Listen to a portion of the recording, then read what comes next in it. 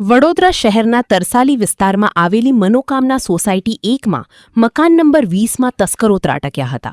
પરિવાર બહારગામ મહારાષ્ટ્ર ગયા હતા ત્યારે બંધ મકાનને તસ્કરોએ નિશાન બનાવી ઘરના નફૂચા તોડી આશરે 16 તોલા સોનું, 500 ગ્રામ ચાંદી અને 2 લાખ રૂપિયા કેશની ચોરી થઈ હતી. સામે રહેતા વ્યક્તિએ મકાન માલિકને જાણ કરી કે તમારા ઘરનો દરવાજો ખુલ્લો છે.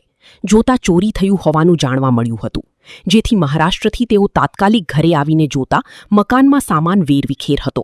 તપાસ કરતા સોનું, ચાંદી અને રોકડ રકમ ન મળતા મકરપુરા પોલીસ મથકે ફરિયાદ નોંધાવી હતી. આ મામલે મકરપુરા પોલીસ તેમજ ડોગ સ્ક્વોડ અને ક્રાઇમ બ્રાન્ચની ટીમ પણ તપાસમાં જોતરાઈ હતી. તરસાલીમાં ખૂબ જ મોટી ચોરી થતાં આસપાસના સોસાયટીના રહીશોમાં ડરનો માહોલ જોવા મળી રહ્યો છે. હાલ પોલીસની અલગ અલગ ટીમો આ તસ્કરોને પકડવાના ચક્રો ગતિમાન કર્યા છે.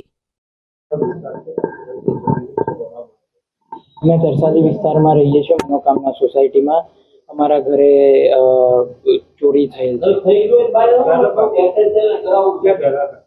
અમે મહારાષ્ટ્ર ગયા હતા એક ફેમિલી ફંક્શન એટેન્ડ કરવા માટે.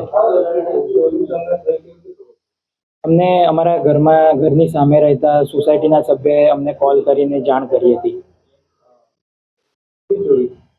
અમારે આજના વેલ્યુ પ્રમાણે 30 થી 35 લાખની ચોરી થયેલ છે.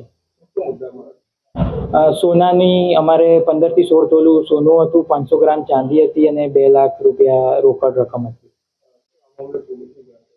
હા, આ મામલે પોલીસને જાણ અમે કરી છે.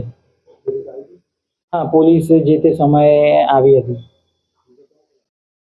પોલીસ આવ્યા હતા, પછી ટી સ્ટાફના લોકો આવ્યા હતા, પછી આજે સવારે ડોગ સ્ક્વોડના પણ ચેકિંગ કરીને ગયા છે.